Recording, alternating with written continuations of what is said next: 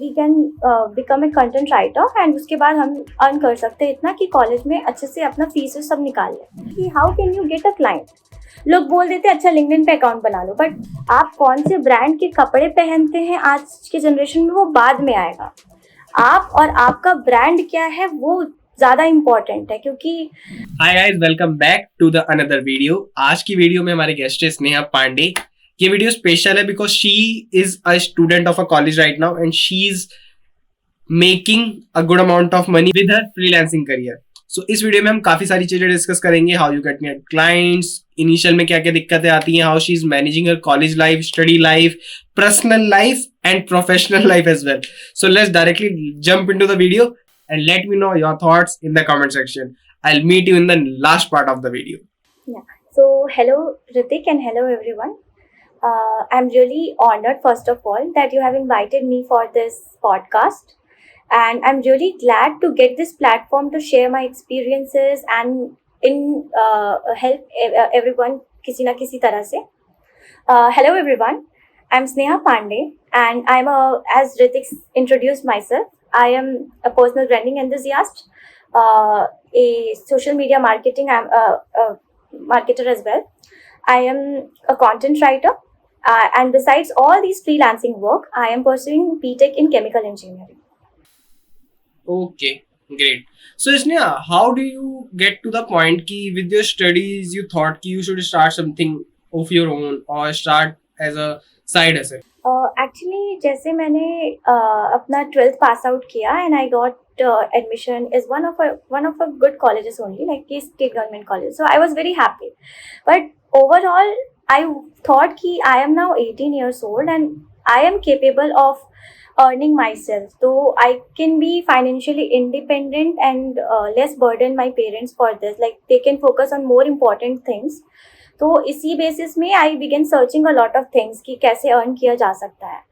तो उसी में मुझे पता चला कि we can become a content writer and उसके बाद हम अर्न कर सकते हैं इतना कि कॉलेज में अच्छे से अपना फीस सब निकाल लें. एक्चुअली इतना आसान नहीं रहता है जितना ये दिखता है कि ओके आप कॉलेज स्टूडेंट हैं, आप अर्न कर सकते हैं. अर्निंग का पूरा स्टेज ही बहुत डिफिकल्ट रहता है, लेकिन ऐसे ही मेरे को पता चला. फिर आई फाउंड कि okay I really love writing. मैं 9 से ही पोइट्रीज लिखती थी और मुझे आर्टिकल्स लिखना और ऐसे लिखना बहुत पसंद था हमेशा से. Even when it was COVID-19 pandemic, when everyone was doing like watching just YouTube shorts and all, I used to ask my English teacher to give me some topics जो मैं आर्टिकल लिखूं जिससे मेरे प्रैक्टिस हो सके. And I used to give him कि आप पूरा चेक करिए. तो मुझे पता चला कि जो मैं करती थी मैं उसको करके पैसे कमा सकती. तो मेरे को फाइनेंशियली इंडिपेंडेंट भी बनना ही था. फिर मेरे पास एक ऐसी स्किल थी जिससे मैं अर्न कर सकती थी, so why let it go in waste. So ऐसे ही स्टार्ट किया ढूंढते ढूंढते. फिर जर्नी थोड़ी लंबी हुई बट हो गया सब. ओके, तो स्नेहा ये सब चीजें बहुत अच्छी हैं. As a youngster you are thinking about these many things. So but my point is, if you have a thought to start something of your own, start earning, so what are the initial struggles or ways you find? Actually when you start as a beginner ना, तो क्या होता है, you don't have many people or many resources who can guide you honestly. मैंने बहुत लोगों से पूछा but no one was there जो मुझे रियल में गाइड कर सके, जो मुझे सच में बता सके कि how can you get a client. लोग बोल देते अच्छा लिंक्डइन पे अकाउंट बना लो, बट लिंक्डइन पे अकाउंट बना के क्लाइंट कैसे लाते हैं वो किसी को ना पता रहता है और ना ही कोई बताता है. अगर किसी को पता भी है तो जल्दी नहीं बताता है. यूट्यूब पे भी फ्रीलांसिंग के जरिए मतलब फ्रीलांसिंग के लिए बहुत कम रिसोर्सेज है. आप बहुत अगर सर्च भी कर रहे हैं तो फ्रीलांसिंग के लिए बहुत कम चैनल्स ऐसे हैं जो क्लियरली बताते हैं कि अच्छा अगर आप एज अ बिगनर हैं तो आप कैसे कर सकते हैं. लोग बताते हैं आप प्लेटफॉर्म पे जा सकते हैं, फॉर एग्जांपल लिंक्डइन पे आप जा सकते हैं, लेकिन लिंक्डइन यूज़ कैसे करते हैं ये बहुत रेयर लोग होते हैं जो बताते हैं. तो पहला स्ट्रगल तो ये होता है फ्रीलांसिंग के लिए कि रिसोर्सेज कम है. दूसरा स्ट्रगल ये होता है कि आपको पहला क्लाइंट मिलना बहुत मुश्किल है, क्योंकि फ्रेशर को लोग काम कर देना बहुत कम पसंद करते हैं. तो अगर आप एज अ फ्रेशर जा रहे हैं तो आपको मैक्सिमम लोग या तो एक्सप्लॉइट करना चाहेगा या तो रिजेक्ट करना चाहेगा. मेरे को याद है मैं इंटर्नशाला पे भी अकाउंट बनाई थी और मैंने बहुत लोगों को अपना एप्लीकेशन डाला था। फिर आई गॉट समवेयर और उसमें था कि आप 50,000 वर्ड्स इन अ मंथ लिखेंगे and then you will get 5,000, मतलब शायद 10 पैसे पर वर्ड, इतना कम था, विच वॉज लाइक बहुत एक्सप्लॉइटेशन है। तो I did not do that. फिर I just got there and just learn few things, बीच में आई लेफ्ट इट। फिर उसके बाद मुझे एक्चुअल में पहला क्लाइंट मिलने में 6 से 7 महीने लगे थे। वो जो जर्नी रहता है ना, you have to be consistent even in this, कि आपको रोज अप्लाई करना है। आप क्योंकि फ्रेशर है, आपको ये भी नहीं शो करना है कि आप बहुत ज़्यादा यंग हैं, क्योंकि आप अगर ज़्यादा यंग हैं तो उसमें भी लोग उसको अलग वे में ले लेते हैं। फिर आप जब पहला क्लाइंट मिल जाता है उसके बाद आपका वो लूप स्टार्ट हो जाता है कि ठीक है, पहला क्लाइंट मिल गया, if you are working good तो वो जहाँ भी जाएंगे या तो वो आपको लेके जाएंगे या तो वो आपको रिफर करेंगे। ओके। तो मतलब ओवरऑल यही है कि पहला क्लाइंट ढूंढना सबसे बड़ा स्ट्रगल है। सो आपको पहला क्लाइंट मिला 6 से 7 महीने बाद, और ये 6 के 7 महीने में क्या क्या प्रोसेसेस रही, क्या क्या आपने सीखा, क्या क्या गलतियां आपने की, क्या क्या लर्निंग्स आपने ली? मैंने बहुत कुछ सीखा। पहला तो मैंने बहुत जगह अकाउंट बनाए थे, क्योंकि मेरे को कोई पर्टिकुलर इंसान ऐसा नहीं था जो मुझे सच में गाइड करे कि हाँ you have to do this, you have to do that. तो मैंने इंटर्नशाला पे मेरे को पता था, लोग बोलते थे, मैंने अकाउंट बना लिया, लेकिन वो यूजलेस अकाउंट था। फिर लिंक्डइन पे अकाउंट बनाया था मैंने। हालांकि I am grateful to those friends of mind जिसने बोला था कि you can go and make account on LinkedIn. फिर मैंने फाइवर पे बनाया, लेकिन आई नेवर यूज्ड इट। मैंने अपवर्क पे भी बनाया, but I never used it. मैंने सिर्फ और सिर्फ इंटर्नशाला ट्राई किया था, लेकिन उसमें कोई काम नहीं हुआ था, और लिंक्डइन ट्राई किया आज तक। तो मैंने आज तक जितने भी क्लाइंट के साथ काम किया, चाहे वो 10 हो, 15 हो, जितने भी हो, वो सारे लिंक्डइन के जरिए हैं या फिर रेफरल के जरिए ही है। ओके। और अगर हम परसेंटेज डिवाइड करें तो लिंक्डइन से कितना है, रेफरल से कितना है? 50-50 हम लोग कह सकते हैं कि 50 रेफरल्स हैं और 50 लिंक्डइन से हैं। ओके। सो लिंक्डइन ने कैसे हेल्प करी आपकी? लिंक्डइन पे actually I was not aware till August 2023 कि लिंक्डइन को एक्चुअल में यूज़ कैसे करते हैं। I use to apply for the job, वो जो जॉब सेक्शन में रहता है, रेज्यूमे बनाया, जॉब सेक्शन में अप्लाई किया। फिर दूसरा, लोगों को जाके वो जो हैशटैग कंटेंट राइटर किया और फिर उसमें ढूंढा लोगों को कि हु इज़ हायरिंग, लेकिन इससे काम नहीं बनता है। फिर finally I got one client, लेकिन वो बहुत कम पैसे मिल रहे थे and I wanted to earn more. तो all of a sudden I found कि लोग लिंक्डइन पे पोस्ट करते हैं and these post are not normal. वो उसमें पिक्चर्स डाल रहे हैं। कैराउजल्स था, कैराउजल्स मुझे पता नहीं था कि वो क्या होता है, मैंने वो देखा। फिर मैंने एक पैटर्न ऑब्जर्व किया खुद कि वेट, ये लोग पूरा पोस्ट कर रहे हैं, कमेंट कर रहे हैं, एक दूसरे से इंगेज कर रहे हैं, बात कर रहे हैं। तो ये सब जो प्रोसेस था, मैंने ये सीखा अगस्त 2023 में। फिर मैंने भी वो सब स्टार्ट किया। उस टाइम पे मेरे शायद 1000 फॉलोअर्स भी नहीं थे तब लिंक्डइन पे, और शायद कुछ 600 के आसपास थे अगस्त 2023 में। तो कॉन्स्टेंटली मैंने 6 से 7 महीने उसमें पोस्ट किए, कमेंट्स किए, और मैं लोगों के पोस्ट से सीखने का ट्राई करती थी कि इसमें क्या इन्होंने बताया है। आधा तो स्टोरीज ऑफ कोर्स मैं ट्राई करती थी, और मैंने पूरा ट्राई किया कि मैं एकदम जेन्युइन रहूँ, चाहे वो पोस्ट में हो चाहे वो कमेंट्स में हो। मैंने कभी भी ऐसे नहीं किया कि अरे यार मुझे कमेंट करना है तो इसलिए कमेंट करना है। Whenever I felt कि I am relating to this post, I used to comment genuinely। उससे क्या हुआ कि लोगों ने मुझे रिकॉग्नाइज करना स्टार्ट किया। लोगों को मेरा पोस्ट का राइटिंग स्टाइल पसंद आया, तो some people approached me, और उन्होंने मुझे उन लोगों ने मुझे कमेंट स्ट्रैटेजिस्ट का भी काम दिया। Like just I have to comment on anyone's LinkedIn, कुछ ज़्यादा नहीं लिखना है। I got the work of only commenting as well, जो मुझे शायद 1 घंटा हफ्ते में 4 दिन 1 घंटा ही देना पड़ता था। तो it was a good job for me being a student. फिर ब्लॉग राइटिंग का भी मेरे को आने लगा। तो जैसे फर्स्ट क्लाइंट मिला, फिर उन्होंने रेफ़र किया, फिर वो रेफरल ऐसे लूप पे चलता गया। तो ब्लॉग राइटिंग का मेरा हमेशा रेफरल पे रहा है, और लिंक्डइन का रहा है तो वो लिंक्डइन के ज़रिए मिलता है।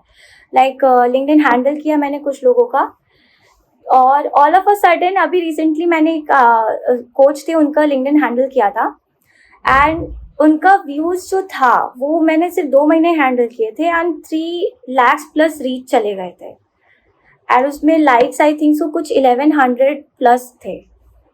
So that was one of my biggest achievements on this LinkedIn. तो बहुत कुछ सीखने को है लिंक्डइन पे अभी भी. Like LinkedIn is miraculous. वो पोस्ट कैसे आप इनबाउंड लीड्स के लिए पोस्ट लिख सकते हैं, कैसे आप वायरल होने के लिए पोस्ट लिख सकते हैं, सब अलग अलग है. Okay. So how you build your personal brand on LinkedIn? मेरे को एक इंसिडेंट याद है. I was working with one of my seniors यहाँ पास. वो भी फ्रीलांसर थे. He was very good, like बहुत ज़्यादा ही वॉज अर्निंग. तो आई वेंट टू हिम कि थोड़ा सर मुझे सीखना काम चाहिए. तो sir gave me some work. तो वो 2 महीने में I got to learn from him. तो पहली बार मैंने पर्सनल ब्रांड का जो वर्ड होता है ना वो मैंने उन्हीं से सुना था, लेकिन तब मेरे पल्ले नहीं पड़ा था कि पर्सनल ब्रांड क्या होता है. फिर जब मैं लिंक्डइन पे मैंने ऑब्जर्व किया, फिर मेरे को पता चला, और फिर मैंने एक कंसल्टेशन कॉल लिया था. That was like someone who gave it, like उस टाइम उनका फ्री चल रहा था. तो I book that consultation call just to make sure कि मैं जो सोच रही हूँ, मैं जो सीख रही हूँ वो सही है या नहीं है. उनका कॉल लिया. शी टोल्ड मी कि you have to do this, you have to optimize your profile में दिस वे. आपको बैनर पे इम्प्रूव करना है, आपको ये करना है. दो आई न्यू दैट, लेकिन वो होता है ना कि आपको कंफर्मेशन चाहिए होता है, and when you are getting an opportunity so it's better to grab it. तो वहाँ से मुझे ये पता चला कि अच्छा, इसको पर्सनल ब्रांडिंग कहते हैं. लोग आपको जानेंगे. You are becoming yourself a brand rather than just working for a brand. मेरा मानना ये है अब पर्सनल ब्रांडिंग के हिसाब से कि आप कौन से ब्रांड के कपड़े पहनते हैं आज के जनरेशन में वो बाद में आएगा. आप और आपका ब्रांड क्या है वो ज़्यादा इम्पोर्टेंट है, क्योंकि आप कौन से ब्रांड के कपड़े पहनते हैं उससे लोगों को फ़र्क नहीं पड़ने वाला है ज़्यादा. लेकिन आपका मार्केट में क्या वैल्यू है, that is going to create and give you more value than whatever you are showing off. तो वहीं से मेरे को पर्सनल ब्रांड का पता चला वो कंसल्टेशन कॉल से, and then I began working on it. मैंने अपना, उन्होंने जो जो बोला मैंने वो ट्राई किया. फिर मैंने खुद का भी एक कंसल्टेशन कॉल स्टार्ट किया जिसमें लोगों ने मुझे मतलब लोगों ने इसको बुक भी किया. तो जब वो बुक करते थे then I use to realise कि okay, my brand is improving, people are now knowing me, people are now wanting to listen to me. तो उससे एक अलग कॉन्फिडेंस आया. एंड फिर लोगों ने, मतलब लोग मुझे इसलिए नहीं जानते थे कि मैं सिर्फ एक कंटेंट राइटर हूँ लिंक्डइन पे. अब लोग मुझे मेरे लिंक्डइन के जरिए जानने लगे थे, चाहे वो कॉलेज में हो चाहे वो लिंक्डइन पे भी हो. लोग मेरे को इसलिए जानते थे क्योंकि मेरी लिंक्डइन प्रोफाइल वैसी थी, मेरा लिंक्डइन पे वैसा ब्रांड बना लिया था मैंने. ओके. और इन सबको कितना टाइम लगा? 6 महीने के आसपास लगे थे. तो 6 महीने के अंदर you are able to generate inbound leads. Inbound leads 3 महीने पे आने लगे थे, लेकिन वो जो होते हैं ना कि वो फिल्टर करना आपको नहीं आता है. So I was very poor at sales back then. You are very poor. वो उस टाइम सेल्स. ओके. तो वो जो सेल्स होता है ना, तो मैं कन्वर्ट नहीं कर पाती थी. इनबाउंड आते थे लेकिन मैं सेल्स नहीं कन्वर्ट कर पाती थी. तो मैंने फिर सेल्स पे काम किया. पहला तो पर्सनल ब्रांड अपना बना लिया, लेकिन उसके बाद हमें सेल्स आना भी चाहिए कि इनबाउंड लीड्स तो आ रहे हैं, लेकिन you don't know how to solve their problem. You don't know how to make them sure कि हाँ, they can trust you for their brand. They can trust you कि आप उनका जो भी एक्सपेक्टेशन है उसको आप ब्रेक नहीं करेंगे, उनको कोई भी आप लॉस में नहीं डालेंगे if they are investing money and time in you. Okay.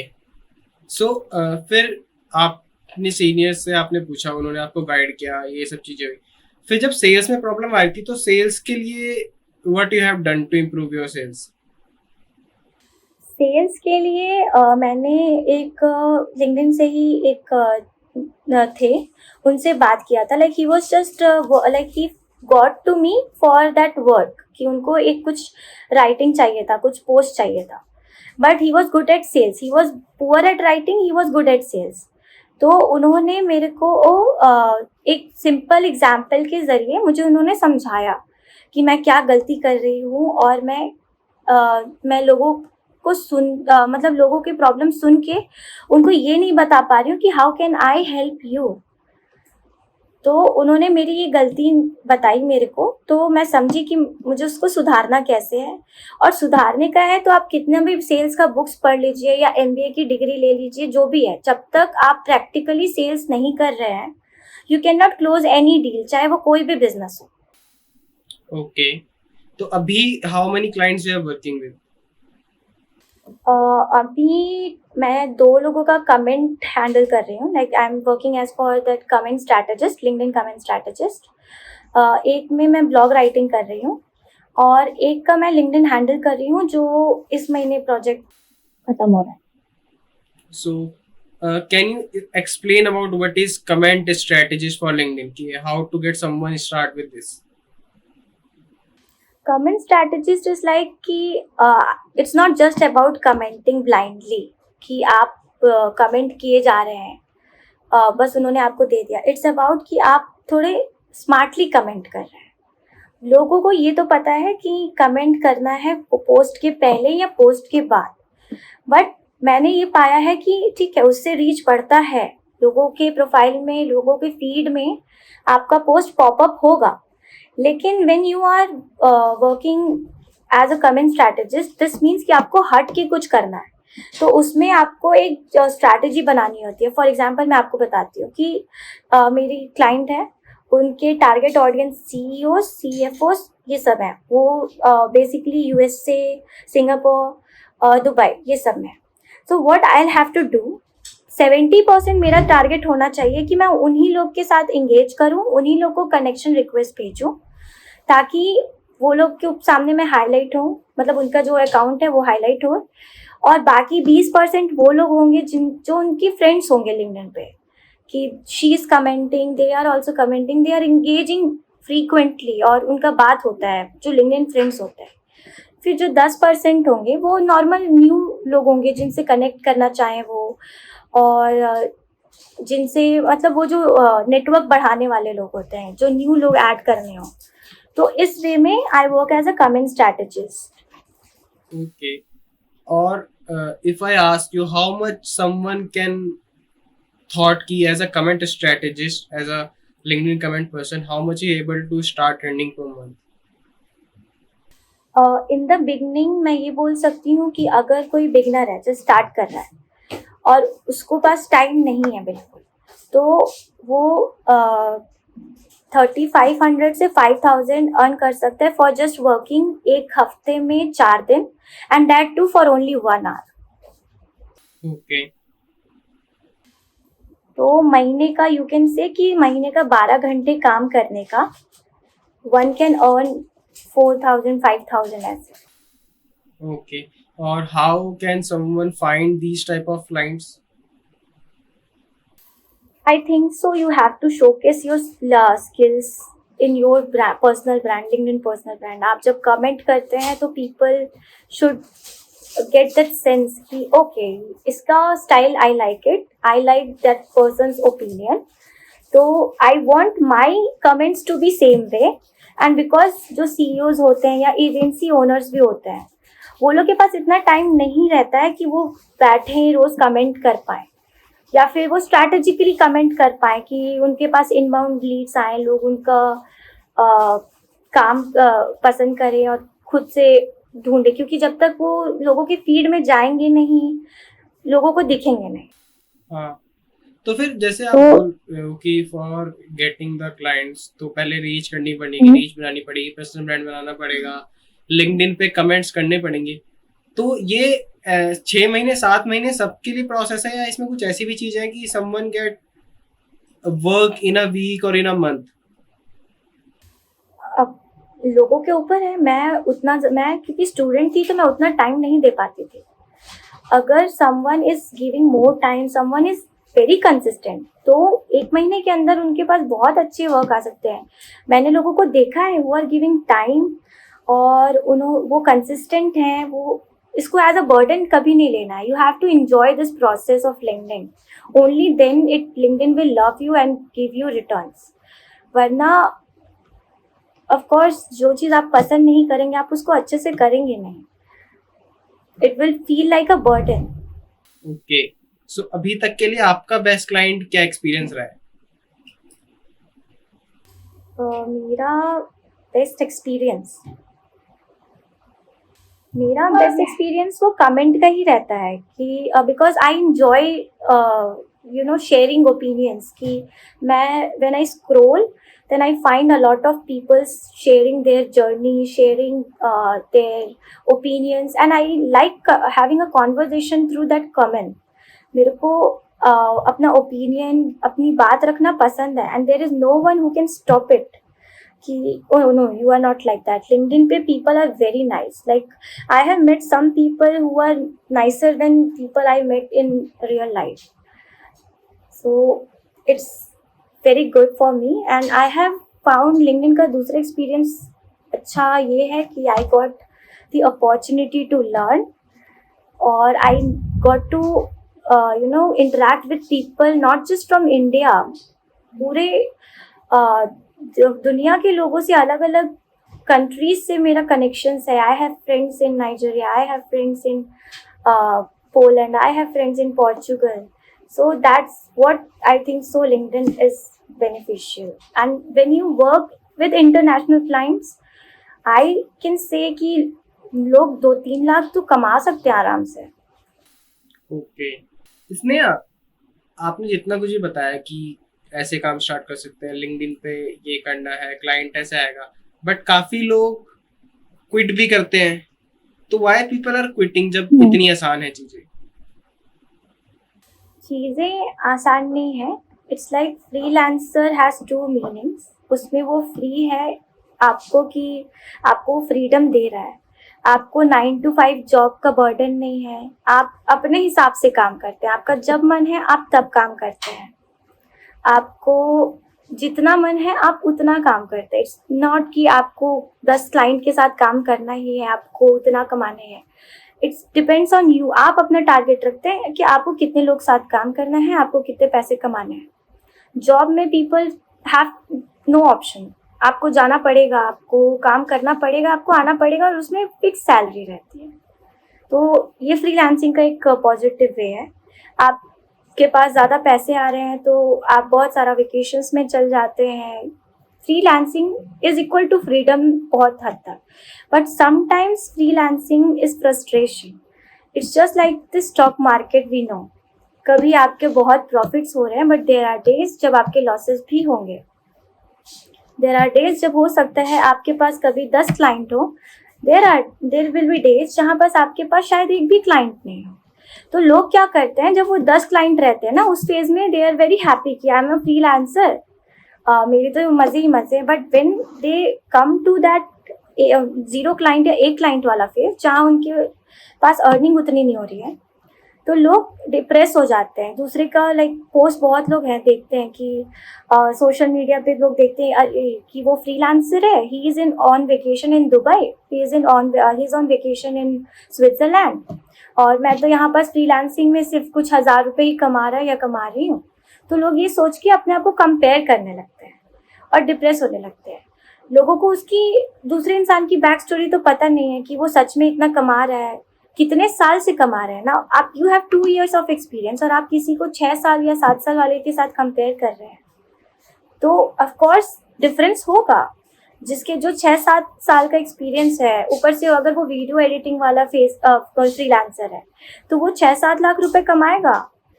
और अगर आप सिर्फ राइटर हैं, आप कुछ अलग से और नहीं कर रहे हैं, सिर्फ 2 साल का एक्सपीरियंस है, तो ऑफकोर्स आपका कम होगा पैसा. और दूसरा चीज़ है, ही इज़ वर्किंग विथ पूरी दुनिया के क्लाइंट्स के साथ, and if you are working only with Indian clients तो भी ड्रॉबैक होगा. ये जो डिफरेंस हो जाते हैं ना हमारे माइंड में क्रिएट हो जाता है, उससे अपन सोचने लगते हैं कि वो इतना कमा रहा है, मैं कुछ नहीं कर रहा, और अपन वो कंपैरिजन में खुद को डिमोटिवेट कर देते हैं, और फिर जहाँ लगता है वहाँ गिव अप कर देते हैं, वहाँ क्विट कर देते हैं. दे डोंट थिंक कि मैंने इतना दूर मेहनत किया है, इतनी दूर आई हूँ मैं, अगर मैं अभी छोड़ दूंगी देन आई विल गेट, मैं सिर्फ जीरो पे नहीं जाऊंगी, मैं नेगेटिव में चली जाऊंगी, क्योंकि वो जितना मेहनत था वो सब मेरा काउंट होना बंद हो जाएगा। यस। तो लोग इसीलिए क्विट कर जाते हैं। लोग मेन क्विटिंग का रीजन ही कंपैरिजन है। ओके, तो जब आपने स्टार्ट किया था आपको कभी ऐसी फीलिंग्स आई? हाँ, मेरे को बहुत बार आई थी। Like there was one of my seniors जिसको आई न्यू कि she was also into writing field, तो I used to compare myself with her, but as time pass by I found कि no, we are very different in our ways. तो and whatever she did, it was her style, and whatever I am doing, it's my style. Like I'm not only into writing anymore. और कहीं ना कहीं आई enjoyed my journey, क्योंकि I know people, like so many of my seniors even came to me and told कि you are known as LinkedIn वाली Sneha. So that was the moment I feel proud कि मेरा college में एक LinkedIn के जरिए मेरा नाम है. ओके। तो वो कंपैरिजन वहाँ पास घटने लगा, जहाँ पास I started seeing the positive things on my journey rather than comparing everything with her journey और his journey anyways. Okay, nice. ठीक है, तो अभी पर एक पॉइंट ये भी है कि you are managing all the things very well, but study के साथ how you are able to manage?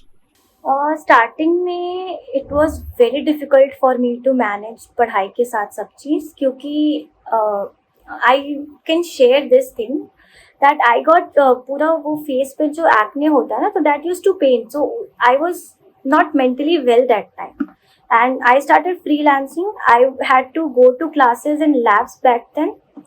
तो पूरा ये सब में ना टाइम मैनेज नहीं हो पाता था. And when I was in like active in two of like I am in two of my societies, college के जो सोसाइटीज होते हैं ना, तो आई हैड टू गो देयर आल्सो. तो उसमें पूरा मिसअप हो जाता था. तो व्हाट आई डिड कि मैं पूरा प्रायोरिटाइज करने लगी कि ओके, पहले मेरा काम इज इम्पॉर्टेंट, क्योंकि इफ आई डोंट अर्न, बिना फी पे किए मुझे कॉलेज भी डिग्री नहीं देने वाली है. तो सबसे पहले मेरा फ्रीलांसिंग था कि I have to focus more on it. फिर मेरे कॉलेज की अटेंडेंस और स्टडीज़ आए. फिर उसके बाद उसके बाद मैंने चूज़ किया कि ओके, मैं कॉलेज के सोसाइटीज़ में जाऊँ या ना जाऊँ, उनका काम हो जाएगा.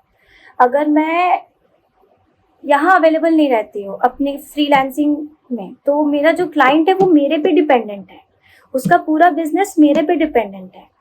बाकी चीज़ें जो कॉलेज में हो रही हैं उसमें कोई किसी पे डिपेंडेंट नहीं है. वो मैं जाऊँ ना जाऊँ, मेरे प्रेजेंस के बिना सब काम हो जाएगा. So that the main thing I would like to say is कि प्रायोरिटाइज करना is the best thing that you can do to manage time effectively. आप सब चीज़ सब नहीं कर सकते एक साथ. You can do 2 to 3 things at a time, लेकिन आप सोचिए कि आपको सब चीज़ एकदम बैलेंस के साथ अच्छा ही करना है. थोड़ा ऊपर नीचे होगा and that you will have to accept it one phase. Okay, but ये नॉर्मल कॉलेज डेज में तो समझ में आता है, but when you are preparing for your exam and the exam months come, वहाँ पे क्लाइंट्स कैसे मैनेज होते हैं?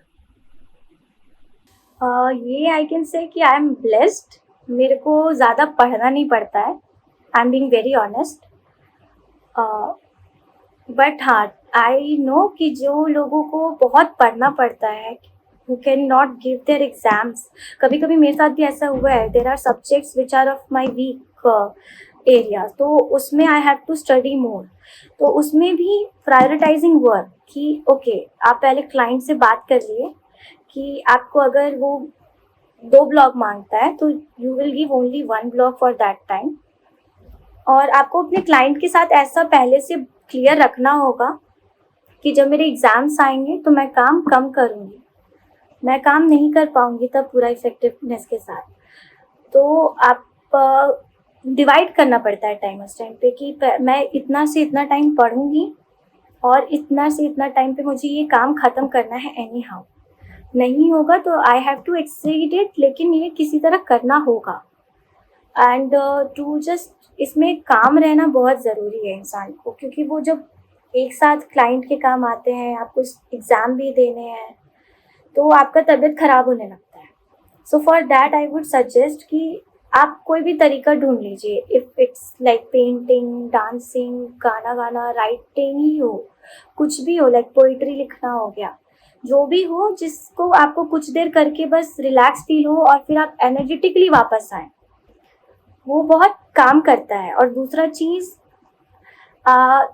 5 मिनट के लिए ही सही मेडिटेट करना। And if you are someone who is spiritual, like I am spiritual person, so just listening to some bhajans gave me some relaxation, and उसको सुनते सुनते I use to write the content, तो वो ख़त्म हो जाता टाइम पे और फिर आई स्विच टू स्टडिंग, वो ऐसे मैनेज हो जाता है। तो you will have to find your own way कि आप कैसे इफेक्टिवली रह सकते हैं, क्योंकि आप दोनों अवॉइड नहीं कर सकते। You can not avoid your exams and you can not also avoid your clients work, because उनका इफेक्ट पड़ेगा तो वो पक्का आपके बैंक बैलेंस को इफेक्ट करेंगे। Okay.